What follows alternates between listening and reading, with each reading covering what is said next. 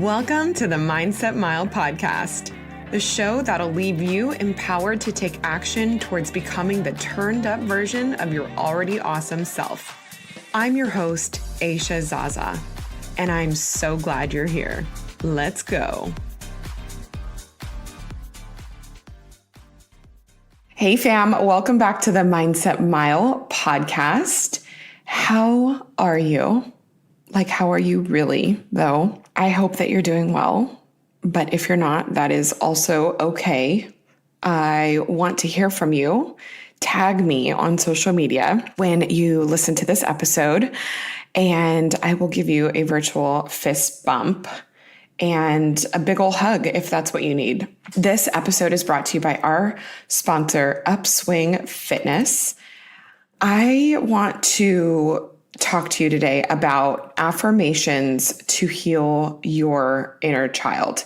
And if you've been listening to the show for a while, you know I bring up affirmations frequently as a way to build your confidence and to visualize the success and the person you want to become and the growth that you want to see in your life. Affirmations really, the reminder that I want you to know about affirmations is that you are a constant work in progress. So affirming what you want to believe is a practice for anyone, regardless of what stage of life you're in or how many things you've overcome.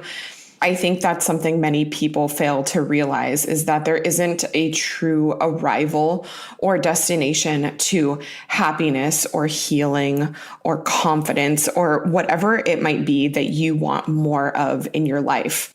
I talk to so many people who believe that they'll be happy when they reach this, or they'll feel like they've made it when they make X amount of money or have X sized house or own a certain car. It's a journey.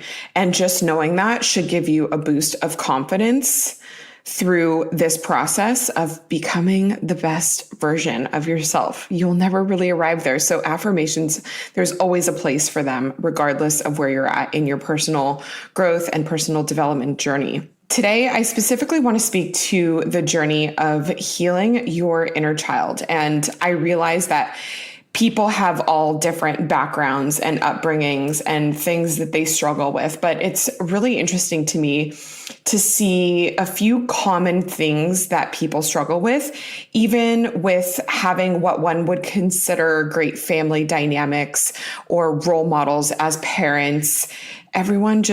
We all kind of suffer things from our childhood. And so the first one that I want you to start affirming, if you need this, is my needs matter. I honor myself by meeting my own needs and not betraying myself. So that is the affirmation. So many people grow up in homes where they are assigned the role of being the quote unquote parent very early on as a child. And they're often seen as very mature or grown up or beyond their years. And this is the type of verbiage that is used with them constantly. But kids are malleable and will quickly learn to suppress their own feelings to meet the needs of someone else's. So whether you were the oldest child or had abusive or alcoholic parents or one parent, you probably stepped up to either protect yourself, take care of or protect other siblings in the house, or maybe you even played the role as a confidant for a single parent or an adult who dumped their emotional baggage on you. Over time, what this does for children is you begin to believe that your needs don't matter. And this is how people pleasers are developed. And people who compartmentalize their feelings and feel like it's okay to just suppress what they're feeling because they need to step up to the plate and take care of everyone else before themselves. So if this is something you struggle with, repeat after me. My needs matter.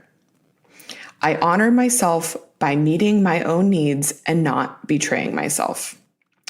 So this affirmation is going to help you learn to set boundaries, prioritize your time and energy, and validate the moments you need to retreat or reset.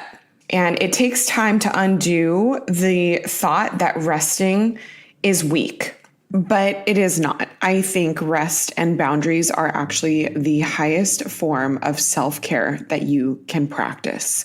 So I hope this affirmation helps you realize and learn that your needs matter. I'd like to invite you to check out my sponsor, Get the Tea. They have an amazing product called Life Change Tea. Why is it life-changing, you might ask? It's because they have formulated a tea containing 12 herbs that combined are so effective for cleaning out your gut. I drink it every day and it helps keep me feeling good. It's time to invest in your health, right? Why wait? It's made right here in the US. It's organic and non-GMO. It works as a gentle daily cleanse for your body and digestive system. You just brew, steep, refrigerate, and drink. It's so refreshing. Go to getthetea.com and enter code ZAZA27 to get $8 off your tea today. That's getthetea.com and enter code ZAZA27. The second affirmation is, I am enough as is. My worth is not determined by how much I do. I love myself even when I am not in a state of productivity. This one is for the people who grew up being praised for how much they did and only felt a sense of value, or maybe not only, but they felt the biggest sense of value from their parents when they were performing well, doing a million things and doing things perfectly. This can be a double-edged sword. It creates high achievers and go-getter personalities, but it can also make one feel like they are only valuable or worthy when they are performing at their best and highest capacity. I've said this before, but I will say it again. You will never perform at 100% of the time. You are good enough as you are without always having to prove yourself to anyone. I have a really good friend who struggles with this, and it's not that she feels like she needs to prove herself maybe to anyone else, but this definitely was a pattern in the way that she was brought up, that she was always running around doing a million things, involved in everything under the sun, could never take a rest moment. She now, as an adult, does not know how to jam pack her days. She's always finding ways to fill her time with another job or a side income or taking on more clients. And not that that's always necessarily a bad thing, but I do believe like our culture loves the hustle. And relatively speaking, she manages it better than most people would because she's always been a high functioning person. It's just her way of life. But here is where it gets tricky. She literally feels guilty, like actual guilt about resting or not having something to do. Guilty. As a result, she suffers from anxiety, has somewhat of an obsessive personality. She has some perfectionist tendencies that are sometimes crippling. And this thin line makes her obviously like such a badass, but it also breaks her at times. And there's a balance, and that balance lies in your belief about your worth outside of what you are accomplishing. So if this sounds like you, repeat after me. I am enough as is. My worth is not determined by how much I do. I love myself even when I am not in a state of productivity. And the third one I have for you is I am learning to love and validate myself. I take small steps each day to get there. You know, as a parent, it's hard to imagine making my daughter feel unlovable, but sadly, I know many people who feel this way, and this issue creates habits of self-sabotage and low self-esteem and worth. And when people grow up in environments where we're always seeking validation to be loved, it leads us looking for love in all the wrong places, as cliche as that sounds. When we look for love and validation everywhere else but within ourselves, we will always fall short. We will always fall short when we leave that standard up to someone else or up to society. It creates this idea that you are never enough because you'll never have enough. You'll never be pretty enough. You'll never be this enough. You'll never be that enough. But you are. And realizing that yourself is the only proof you need.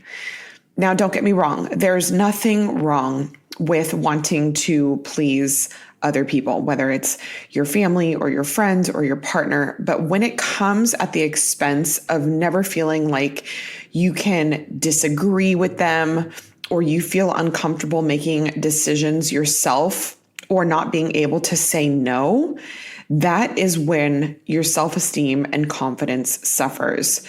You're never really able to see your true gifts because it's always subject to what other people think about you.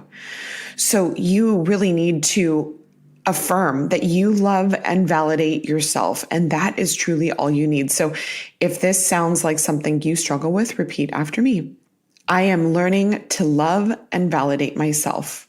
I take small steps each day to get there. Because remember, small steps add up to a lot over time. It is always a work in progress. You are always a work in progress. Knowing that should take off the pressure that you are not yet where you think you need to be. There is no arrival. Thank you so much for spending a few minutes with me today. If you loved this episode, please share it on Instagram or social media. Tag me so I can see you at Aisha Zaza. And please send this to someone else who also needs this message. I love you.